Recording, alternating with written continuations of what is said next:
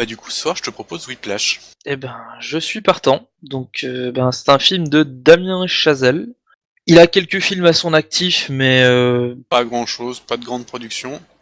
voilà. Moi personnellement, ce film, enfin, je l'ai pas vu beaucoup de choses dessus. C'est vraiment, je vois qu'il y a de bonnes critiques dessus, et c'est ça qui m'a intéressé. Et puis le synopsis a l'air très intéressant. C'est un jeune batteur qui essaie de devenir le meilleur batteur de jazz de sa génération, ce qui est quand même pas rien comme rêve. Et qui va se battre bec et ongle pour ça. Du coup, là, ça avait l'air assez intéressant, et moi, c'est ça, du coup, qui m'a tenté. Après, c'est un film qui a pas beaucoup d'acteurs connus, qui a une tête d'affiche, Kay Simons. Que quand on voit sa tête, on dit, mais oui, je si l'ai on déjà vous vu. dit non, voilà. Mais ça, le nom vous parlera pas spécialement, mais sa tête, vous le voyez. Il a joué dans beaucoup de séries, de films à droite, à gauche, beaucoup de second rôles. Je suis pas certain qu'il ait fait beaucoup de premiers rôles, mais le gars a une carrière très très impressionnante. On l'a vu quand même pas mal. Moi, effectivement, comme toi, j'en ai très peu entendu parler. Une petite émission de radio qui en parlait, qui disait que c'était bien. C'est tout. C'était vraiment sans plus. C'est les critiques qui me tentent. Hein. Donc, un film musical, c'est toujours, enfin, pas musical, c'est vrai mais que j'attends de voir du coup la place que prend la musique est au centre du film. Et justement, j'attends de voir quelle place elle occupe vraiment dans le film. Donc ça peut être sympa, hein, on va dire que sympa non, mais ça peut être vraiment sympa. Donc je propose qu'on y aille et puis on revient dans quelques instants vous donner notre avis. Je n'aurai qu'un mot: extraordinaire. C'est vraiment génial. C'est si vous appréciez la musique, et franchement même si vous appréciez ne serait-ce que le cinéma, c'est un film qui est très impressionnant à voir. Si vous aimez plus encore le jazz, il y a un tel jeu d'acteurs des deux personnages principaux, donc qui sont donc le professeur et l'élève. Parce que clairement c'est eux qu'on voit 80% du temps. Hein. Alors, les autres ils sont là pour occuper de l'espace. Et pour donner de la motivation à l'action, c'est-à-dire que ils vont servir l'action plus que servir leur rôle. C'est-à-dire qu'ils sont là que pour mettre en place ce qui va se passer pour les deux protagonistes. Il y a une telle tension, une telle énergie dans les rôles. Je veux dire, les deux acteurs principaux font vraiment un duo très particulier entre haine et admiration qui se vouent l'un à l'autre. C'est assez particulier du coup parce que clairement en fait J.K. Simmons joue le rôle de Terence Fletcher, qui est en fait le meilleur professeur de la meilleure école du pays. Et donc c'est la personne chez qui, si vous arrivez à vous faire entraîner dans sa formation, dans son orchestre, voilà, sa formation, vous faites partie des meilleurs. Et du coup c'est ce que le personnage principal de Andrew du coup cherche à tout prix à avoir. D'un moment en fait ça commence par où il est en train de jouer tranquillement de la batterie, et là il y a Terence qui lui tombe dessus. Du coup il le fait jouer un petit peu pour essayer de juger. Il va y avoir du coup cette espèce de confrontation entre ces deux, où Andrew va donner le meilleur qu'il a, et Terence Fletcher va essayer d'en tirer encore plus.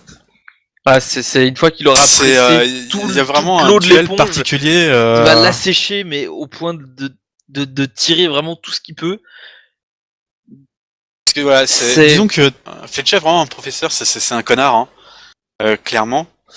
Je pense pas qu'il soit apprécié par qui que ce soit. Il est reconnu visiblement par tout le monde, dans la profession du moins. Mais il doit être haï par tous ses élèves et par tous les gars qui ont dû bosser avec lui.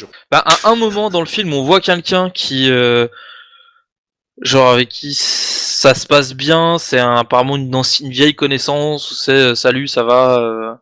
Ah ouais, c'est bon, t'as une gamine. Et il y a étonnamment, et je pense que c'est cette scène-là est vue du point de vue donc de l'élève de Andrew. Et j'ai trouvé que c'était complètement en décalage avec tout ce qu'on pouvait voir du prof vis-à-vis de ses élèves, qui était un personnage froid, très colérique, et c'est un connard clairement. Et ben, il voyait une scène différente, il voyait son professeur réagir comme un humain normal, et voilà. Ça a rien changé pour la suite, mais c'est plus le côté. C'est pas sa nature, c'est que disons qu'en fait, il peut être très agréable, mais il l'est pas avec les élèves. Voilà, en tant que professeur, ce qu'il va chercher à faire, c'est à les presser au bout pour obtenir une pulpe. Ce qu'il cherche, c'est la perfection chez ses élèves. Il en demande pas moins. Du coup, il est extrêmement exigeant et c'est ça qui va du coup créer des conflits. Il peut être très agressif, il peut ne serait-ce que virer quelqu'un juste parce que il aurait fait une note de travers. C'est vraiment, il augmente, enfin, il demande une précision et une perfection qui est quasi inatteignable. Il demande pas moins que la perfection et c'est là que c'est assez particulier. C'est pour ça que du coup, il est très agressif parce que c'est ça qu'il demande, c'est le niveau d'exigence qu'il a. C'est ce qui fait que du coup que c'est le meilleur. Mais du coup là, on a quelque chose de très impressionnant. La réalisation est très bien. On a beaucoup de gros plans sur certaines parties de la batterie du personnage du coup qui bat. D'ailleurs le batteur est franchement bon. Ouais, il est très très bon. On a beaucoup du coup de gros plans qui montrent un peu l'action, qui appuient du coup tout le mal que se donne du coup ce personnage d'Andrew pour arriver à ses fins. Voilà. À accomplir sa passion. On voit que c'est vraiment quelque chose qui le dévore. Hein, ça lui prend son âme pour cette passion, mais du coup c'est vraiment très impressionnant. Il y a quelque chose qui est sympa aussi qui a retranscrit de manière très très fugace parce que le film se concentre vraiment sur la relation entre Andrew et le professeur, mais on voit. Alors autant on voit, mais le personnage principal c'est Andrew, c'est-à-dire que on ne verra jamais Fletcher sans Andrew. Tout le film est du point de vue d'Andrew. C'est ça. Donc du coup, à chaque fois qu'on va rencontrer le professeur, on va le voir clairement dans le milieu de l'éducation, et donc du coup, où il fait le connard. Par contre, Andrew, on va le voir dans le milieu familial, et dans le milieu familial, eh ben, il est soutenu par son père sur le fait de suivre sa passion, mais sans plus. C'est-à-dire que son père dit, il est soutenu, mais pas reconnu. Voilà, tout le monde s'en fout. D'accord, tu fais ce que tu veux, c'est très bien. Mais ouais, les gens s'en fichent. Alors que lui, ce qu'il veut, c'est être le meilleur et donc être reconnu pour ce qu'il fait.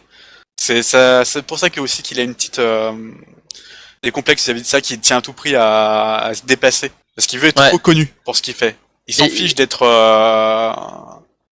le meilleur s'il a pas la reconnaissance des autres vis-à-vis de ça.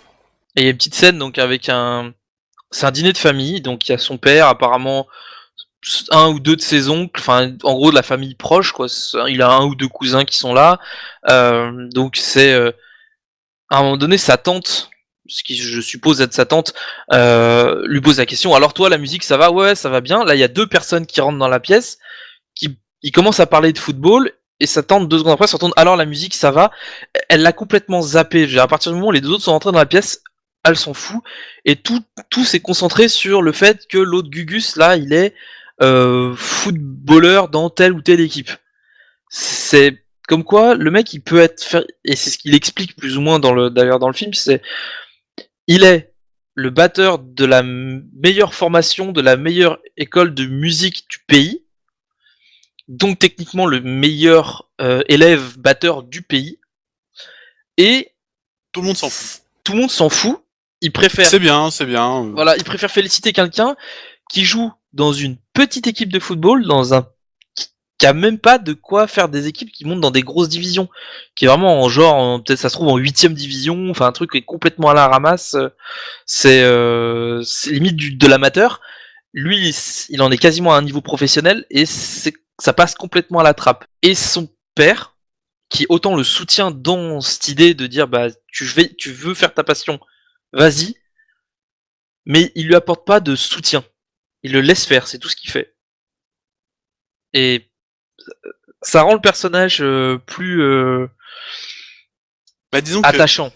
Voilà, il aurait pu être antipathique, le personnage d'Andrew, parce que clairement, il est agressif, il est presque aussi agressif que son professeur en fait. Vu qu'il va aller au bout de ses choses, il est prêt à donner beaucoup de lui-même. Et au lieu d'être du coup antipathique, on est là à espérer que ça va marcher pour lui. Parce que avec tout le mal qui se donne, putain, s'il n'y arrivait pas, ça nous ferait presque mal à nous aussi, quoi. Tout le film, tu se dirige dans cette optique-là, est-ce qu'il va réussir son but? Et franchement, les 10 dernières minutes sont vraiment très impressionnantes. Si vous appréciez la batterie, si vous appréciez le jazz, vous ne pouvez pas ne pas apprécier ces 10 dernières minutes qui sont tout simplement magiques. Ouais, c'est impressionnant, on en retient sa respiration, quoi. Je suis pas spécialement un amateur de jazz, mais j'ai vraiment apprécié. Il y a un, comment dire, on retient son souffle, on se dit, waouh, c'est impressionnant, et en fait, au moment où, enfin, faut vraiment le voir en fait pour se rendre compte de ce qui se passe à ce moment-là, parce que la relation entre les deux personnages va quasiment se figer, et on va comprendre en fait toutes les tenants et aboutissants du film de pourquoi tout ce qui s'est passé avant. Et les rôles vont plus ou moins changer, c'est-à-dire que on va plus voir les personnages de la même manière qu'on pouvait les voir au milieu du film. La fin est extraordinaire pour ça, alors qu'il n'y a pas de parole. Tout est dans le regard des acteurs. C'est-à-dire à quel point ils sont tous les deux du coup de bons acteurs, parce que rien que par le regard et par quelques gestes qui se lancent, on voit du coup la relation qui évolue. C'est franchement génial. Donc vraiment très très bonne surprise de. Si vous avez encore l'occasion de le voir, je sais pas combien de temps il va durer parce que ça reste quand même un petit film. Puis surtout qu'il est sorti, si il est sorti le 24 décembre, donc du coup ça fait un petit moment qu'il est dans les salles, donc faut absolument se jeter dessus avant que ça disparaisse. Et d'ailleurs je remarque qu'il est extrêmement bien noté, aussi bien par la presse que par le public. Moi c'est ça qui m'avait tenté à la base. Ouais voilà, c'est vraiment. Ils sont pas trompés, hein. Franchement c'est vraiment une bonne pioche. Donc voilà, allez voir Whiplash, c'est génial. Et nous, on va vous donner rendez-vous à la prochaine séance. Ciao. Au revoir.